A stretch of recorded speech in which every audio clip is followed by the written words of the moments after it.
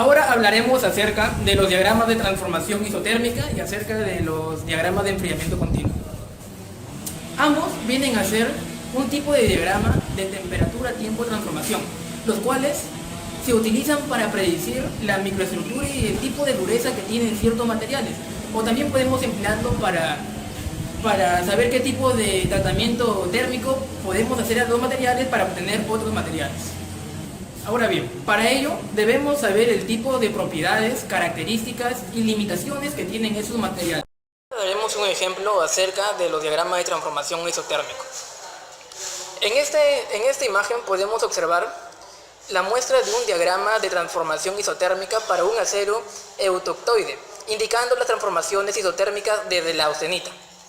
Ahora, en esta segunda imagen podemos observar la muestra esquemáticamente de un diagrama de transformación isotérmica, tanto como para un acero eutoctoide y para otro hipoeutoctoide, conteniendo el 0.5% de carbono.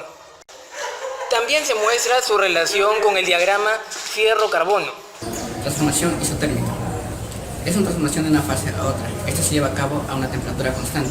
A pesar de esto, es un proceso que no avanza de forma lineal con el tiempo. En la gráfica se muestra el porcentaje de transformación versus el tiempo en escala logarítmica. Esta transformación requiere de un periodo de incubación para la nucleación de la nueva fase. Después se incrementa la rapidez a un punto máximo cuando llega la reacción al 50%. Curva TTT. Esta curva relaciona el tiempo y la temperatura requeridos para una transformación isotérmica. En la gráfica, las curvas rojas representan el inicio de la transformación y las curvas azules representan el fin de la transformación. Para empezar la transformación, el acero se lleva a una temperatura de austenización y luego se deja enfriar a una determinada temperatura, y esta se mantiene constante. Cuando la curva TTT pasa por la nariz perlítica, esta se puede transformar en vainilla o perlita, y cuando no, se convierte en martensita. Transformación de enfriamiento continuo. La representación gráfica se realiza mediante un diagrama de temperatura versus logaritmo de tiempo, en el cual se muestran las curvas que representan las velocidades de enfriamiento, las curvas que representan el porcentaje de transformación, y se indica también la zona de fases. La templabilidad es la capacidad de un acero para ser endurecido mediante el tratamiento térmico del temple, y depende principalmente de la composición química del acero y del tamaño del grano técnico. Existen diversos ensayos para medir la templabilidad. Dentro de ellos, el más importante es el ensayo Yomi, en el cual una probeta normalizada se la calienta hasta su temperatura estética durante 30 minutos. Esto para asegurar que su núcleo quede completamente estonizado. Luego, esta probeta se lleva a un sistema de enfriamiento, en el cual se coloca fija y verticalmente por encima de un chorro de agua. Esto para fijar el enfriamiento de arriba hacia abajo. Del ensayo Yomi obtenemos el diagrama de gradientes de velocidad, con el cual podemos obtener la dureza de una pieza y la velocidad de temple. Tratamientos térmicos en acero. Dentro de ellos encontraremos el tratamiento térmico simple. Estos se dividen en 4: el recocido intermedio, el normalizado y la esferización. Estos se usan para cumplir 3 objetivos, que es la eliminación de deformación en enfriado, el control de endurecimiento por dispersión y la maquiabilidad mejorada. Tratamiento térmico isotérmico. Estos buscan la transformación del hierro a austenita y lo establece en martensita, vainita y trouspita. Tratamiento térmico de templado y revenido. Esto se usa para obtener austenita y mediante un templado obtener martensita.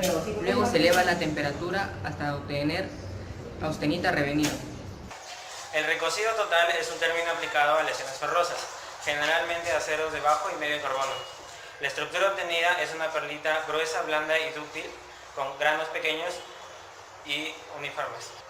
El recocido de eliminación de tensiones tiene por finalidad eliminar las tensiones internas sin hacer cambios significativos en las propiedades existentes. Estas se aplican a piezas con difícil templabilidad, muy sensibles a la ruptura o que tienen uniones de soldadura. El objetivo del normalizado es obtener aceros más duros y más fuertes que los producidos por el recocido total. A continuación hablaremos del temple de revenido. ¿Qué es el temple? El temple es un tratamiento térmico que consiste en el enfriamiento de las variantes de acero previamente a un calentamiento, con la finalidad de obtener una mejor dureza. ¿Cómo consigo un temple?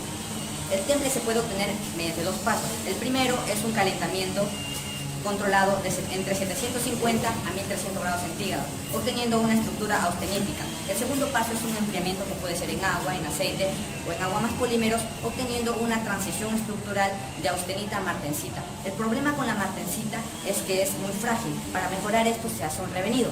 ¿Y qué es un revenido? Un revenido es un tratamiento térmico que consiste en el calentamiento del acero después de un templado y en un enfriamiento rápido para obtener una martensita revenida y mejorar su ductibilidad. A estos dos procesos aplicados conjuntamente se le llama bonificado. La carburización es un proceso de endurecimiento superficial en el cual la especie carburizante es el carbono y se emplea principalmente para endurecer las superficies de los aceros de bajo carbono. Ahora, existen tres tipos de carburización. Primero, la carburización gaseosa. En esta, la pieza a tratar se sumerge en una atmósfera carburante entre 1 a 8 horas para obtener capas de cementación entre 0,2 a 1,5 milímetros de profundidad.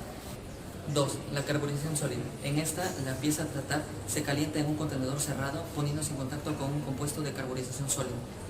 Y finalmente la carburización líquida, que consiste en sumergir la pieza a un baño de sales carburizantes a una temperatura determinada. Y estas sales pueden o no contener cianuro. La nitrulación es un proceso en el cual se pretende endurecer superficialmente un acero mediante el aumento de átomos de nitrógeno, donde la mayor parte del nitrógeno precipita en forma de nitruros y así evita el avance de bifurcaciones. Este proceso ocurre en aceros de estructuras ferríticas a temperaturas de 500 y 560 grados centígrados, por lo que no necesita enfriamiento rápido ya que no genera distorsión en la estructura. El acero previamente debe estar templado y después seguido de un proceso revenido a una temperatura entre 560 y 700 grados centígrados. Otro aspecto a tomar en cuenta es la cantidad de carbono contenido en el acero, por lo que es recomendable una cantidad de 0,25-0,40%. La carbonitulación es un proceso similar a la cementación que ocurre en la zona austenítica del diagrama hierro-cobre, que consiste en enriquecer simultáneamente la superficie de la pieza con carbono y nitrógeno, obteniendo así una capa carbonitrulada que vendría a ser la suma correspondiente a la martensita con los nitrolos precipitados. Austenpering es un proceso por el cual se transforma austenita en 100% vainita. El proceso consta de que al acero se le hace llegar hasta la temperatura de austenización.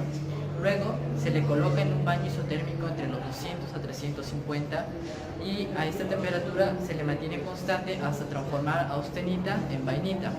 Una vez hecho esta transformación se le deja enfriar en aire.